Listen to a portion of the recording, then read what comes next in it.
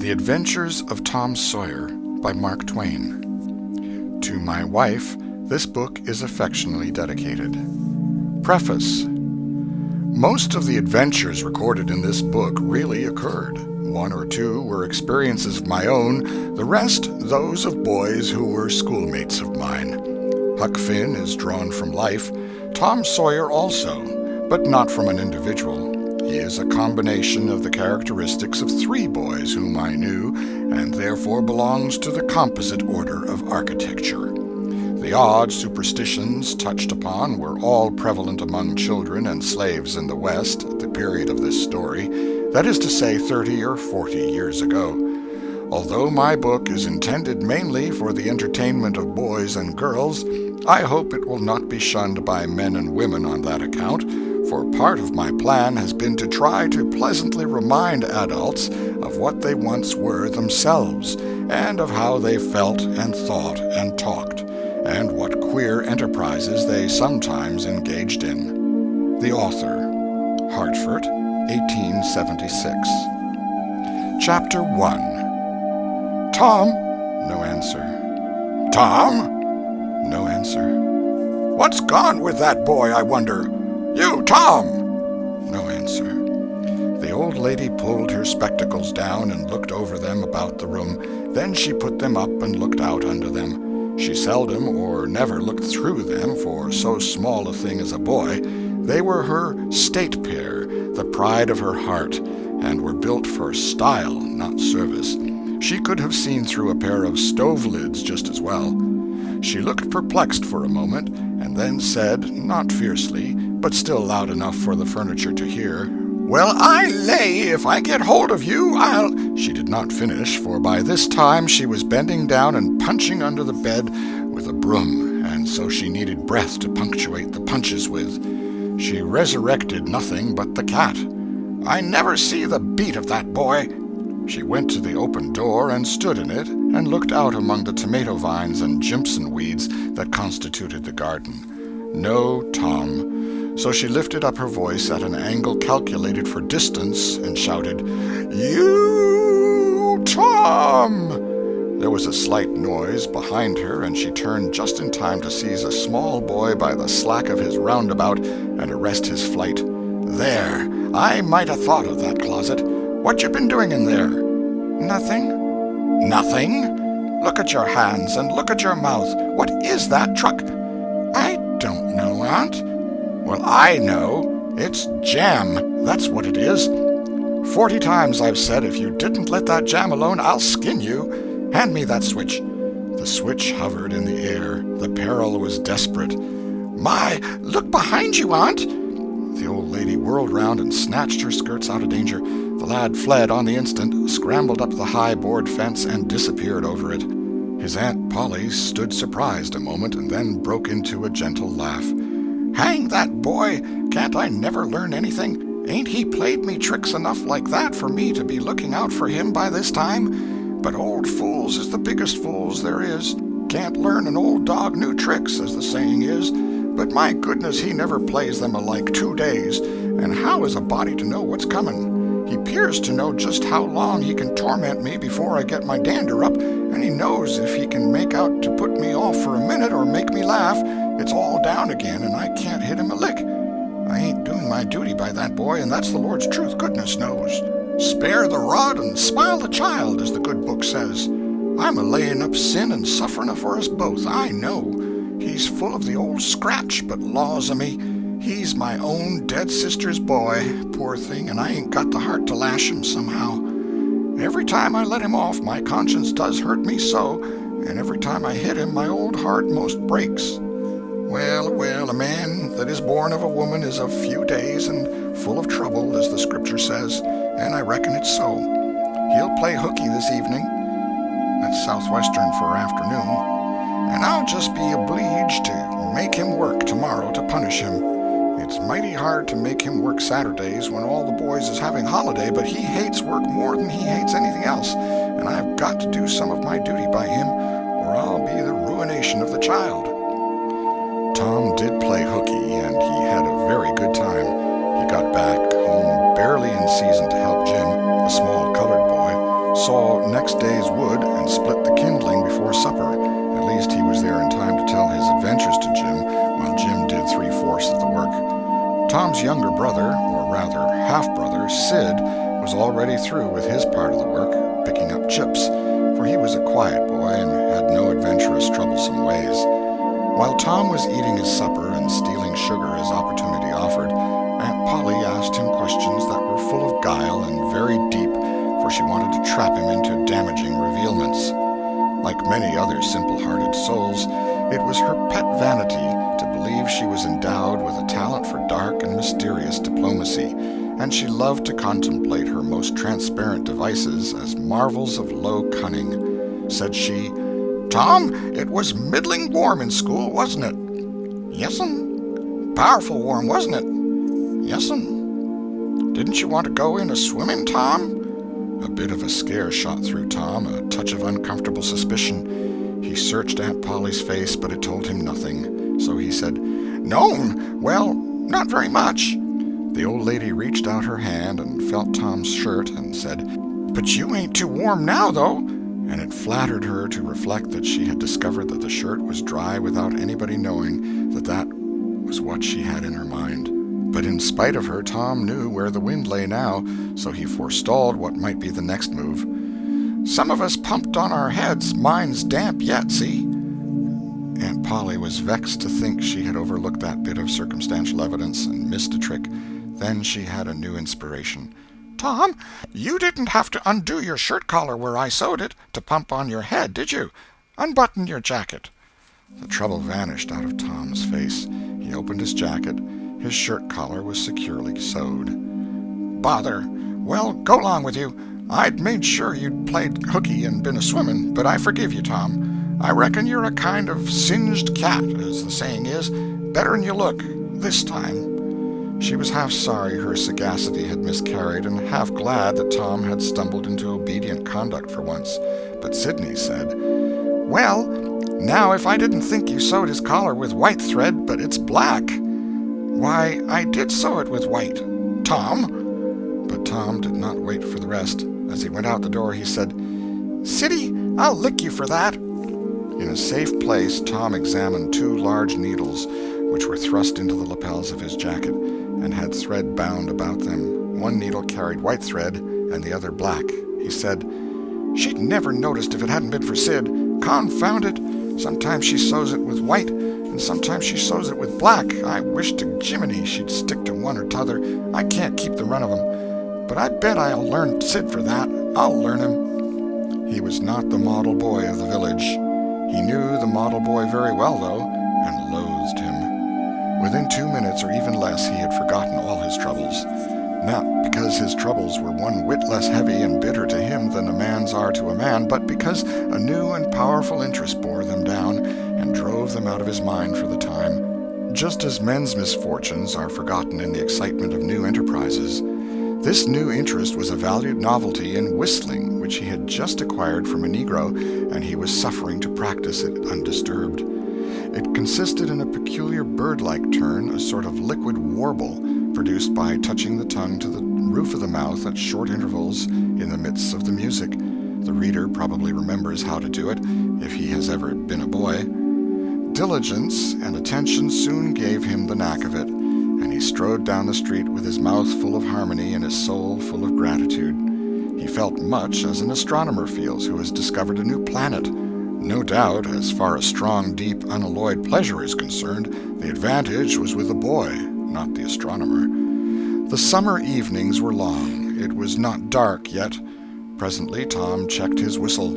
A stranger was before him, a boy a shade larger than himself.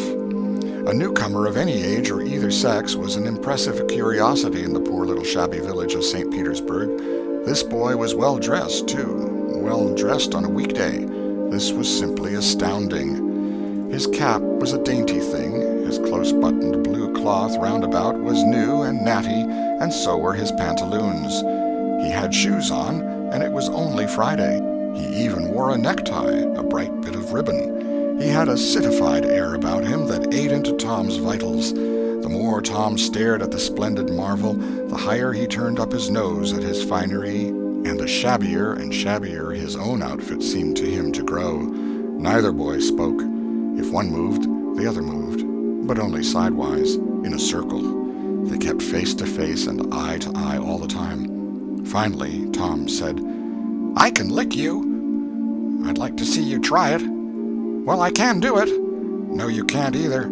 "Yes, I can." "No, you can't." "I can." "You can't." Can't.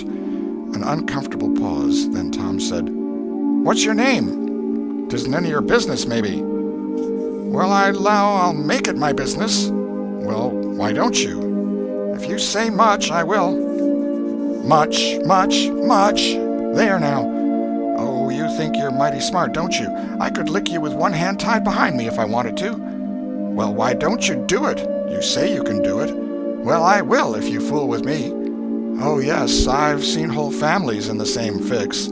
Smarty, you think you're some now, don't you?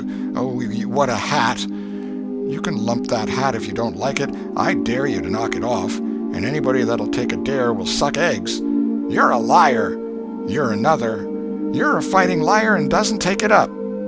Take a walk. Say, if you give me much more of your sass, I'll take and bounce a rock off on your head. Oh, of course you will. Well, I will. Well, why don't you do it then? Why do you keep saying you will for? Why don't you do it? It's because you're afraid. I ain't afraid. You are. I ain't. You are. Another pause, and more eyeing and sidling around each other. Presently they were shoulder to shoulder. Tom said, "Get away from me." "Go away yourself." "I won't." "Well, I won't either." So they stood, each with a foot placed at an angle as a brace, and both shoving with might and main and glowering at each other with hate. But neither could get an advantage. After struggling till both were hot and flushed, each relaxed his strain with watchful caution, and Tom said, "You're a coward and a pup. I'll tell my big brother on you, and he can thrash you with his little finger, and I'll make him do it too." "What do I care for your big brother? I've got a brother that's bigger than he is, and what's more, he can throw him over that fence too." Both brothers were imaginary. "That's a lie." "Your saying so doesn't make it so." Tom drew a line in the dust with his big toe and said, "I dare you to step over that, and I'll lick you till you can't stand up. Anybody that'll take a dare will steal sheep." The new boy stepped over promptly and said, "Now you said you'd do it. Now let's see you do it." "Don't you crowd me now. You better look out." "Well, you said you'd do it. Why don't you do it?" "By jingo, for 2 cents I will do it." The new boy took 2 broad coppers out of his pocket and held them out with derision. Tom struck them to the ground. In an instant, both boys were rolling and tumbling in the dirt, gripped together like cats, and for the space of a minute they tugged and tore at each other's hair and clothes, punched and scratched each other's noses, and covered themselves with dust and glory.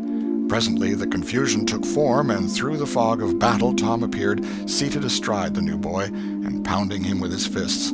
"Holler 'nuff," said he. The boy only struggled to free himself. He was crying, mainly from rage. "Holler 'nuff!" And the pounding went on. At last the stranger got out a smothered "Nuff!" and Tom let him up and said, "Now that'll learn you. Better look out who you're fooling with next time." The new boy went off brushing the dust from his clothes, sobbing, snuffling, and occasionally looking back and shaking his head and threatening what he would do to Tom the next time he caught him out, to which Tom responded with jeers and started off in a high feather, and as soon as his back was turned the new boy snatched up a stone, threw it, and hit him between the shoulders, and then turned tail and ran like an antelope. Tom chased the traitor home, and thus found out where he lived. He then held a position at the gate for some time, daring the enemy to come outside, but the enemy only made faces at him through the window and declined. At last the enemy's mother appeared and called Tom a bad, vicious, vulgar child, and ordered him away. So he went away, but he said he allowed to lay for that boy.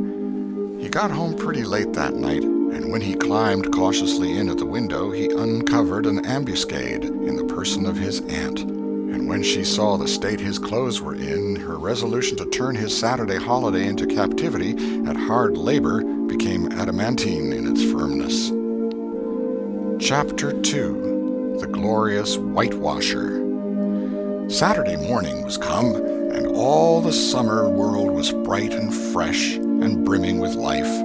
There was a song in every heart, and if the heart was young, the music issued at the lips.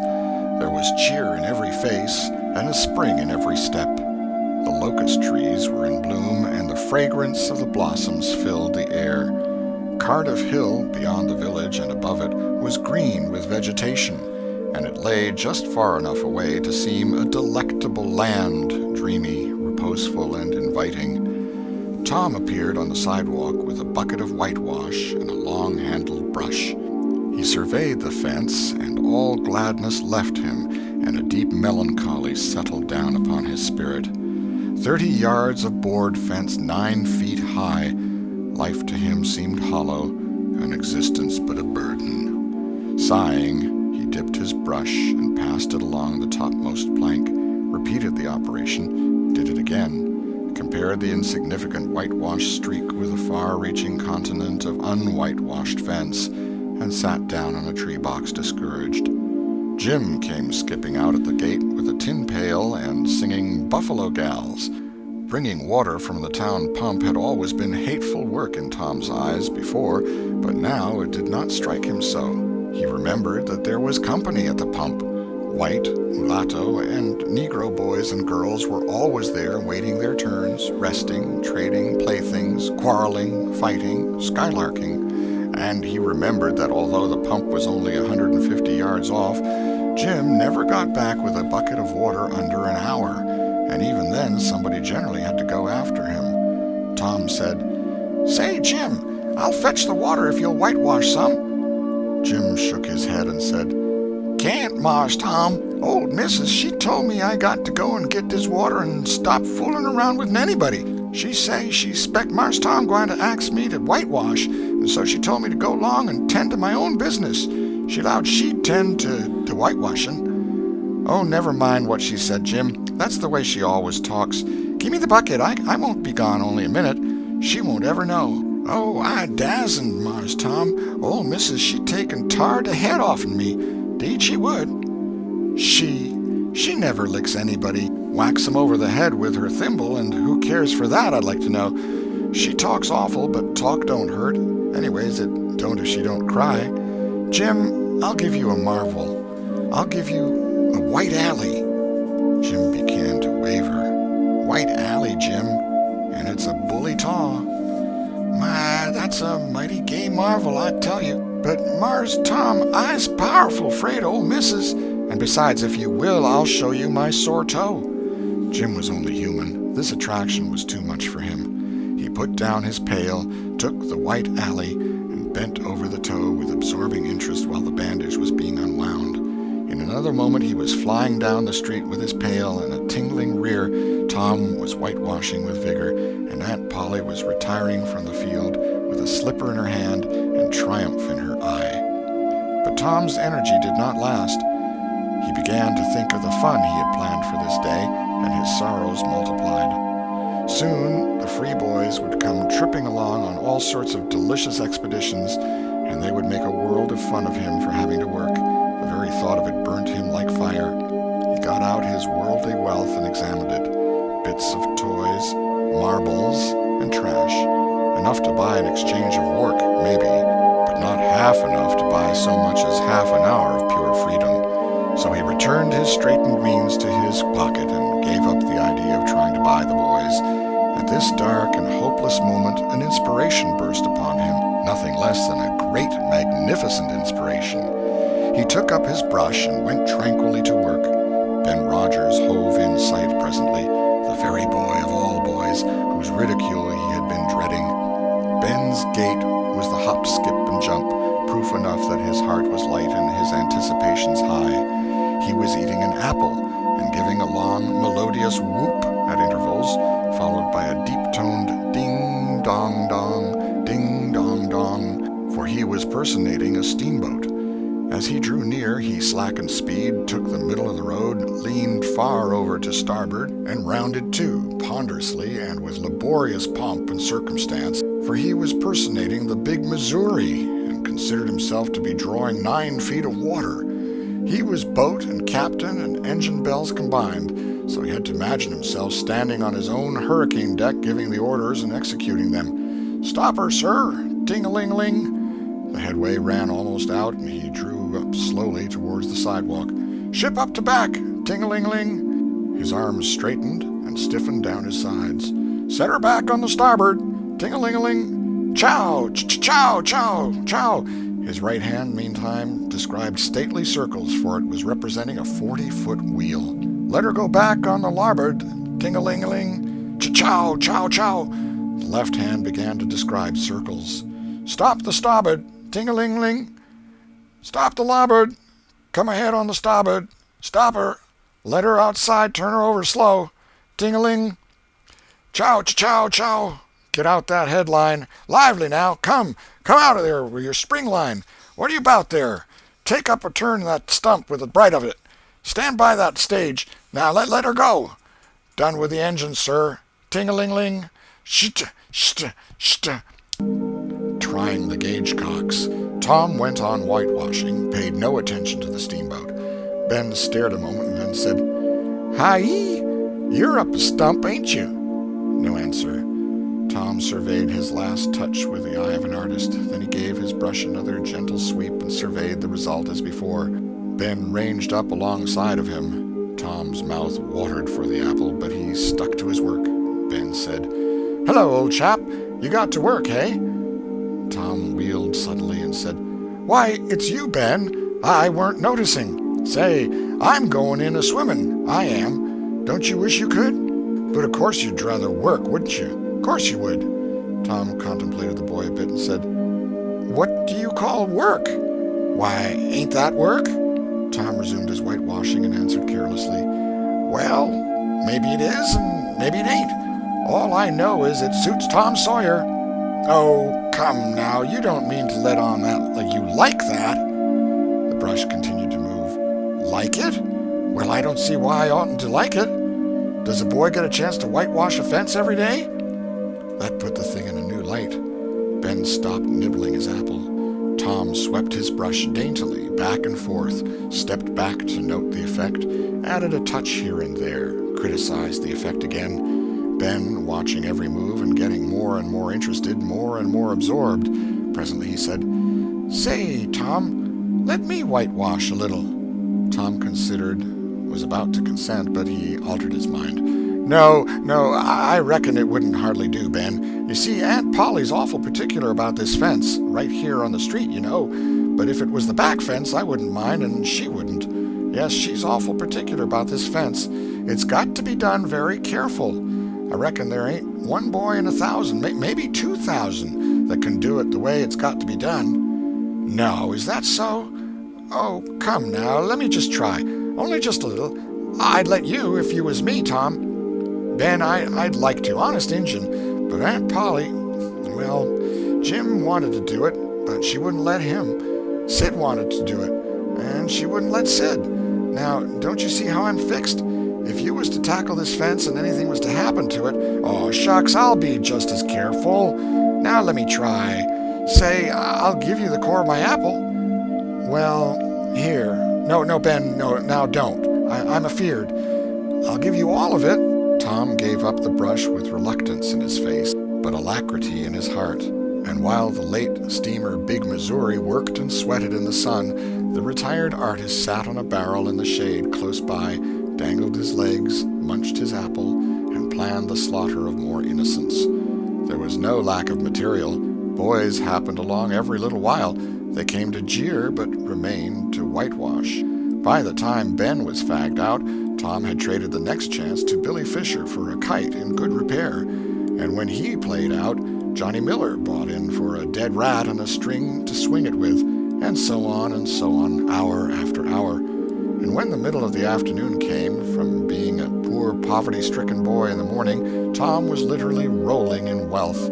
He had, beside the things before mentioned, 12 marbles, part of a Jew's harp, a piece of blue bottle glass to look through, a spool cannon, a key that wouldn't unlock anything, a fragment of chalk, a glass stopper of a decanter, a tin soldier, a couple of tadpoles, 6 firecrackers, a kitten with only one eye, a brass doorknob, a dog collar but no dog, the handle of a knife, 4 pieces of orange peel, and a dilapidated old window sash. He had had a nice, good, idle time all the while, plenty of company, and the fence had had 3 coats of whitewash on it. If he hadn't run out of whitewash, he would have bankrupted every boy in the village. Tom said to himself that it was not such a hollow world after all. He had discovered a great law of human action without knowing it, namely, that in order to make a man or boy covet a thing, it is only necessary to make the thing difficult to attain. If he had been a great and wise philosopher, like the writer of this book, he would now have comprehended that work consists of whatever a body is obliged to do, and that play consists of whatever a body is not obliged to do. And this would help him to understand why constructing artificial flowers or performing on a treadmill is work, while rolling 10 pins or climbing Mont Blanc is only amusement. There are wealthy gentlemen in England who drive 4-horse passenger coaches 20 or 30 miles on a daily line in the summer because the privilege costs them considerable money. But if they were offered wages for the service, that would turn it into work, and then they would resign. The boy mused a while over the substantial change which had taken place in his worldly circumstances, and then wended toward headquarters to report. The end of Chapter 2.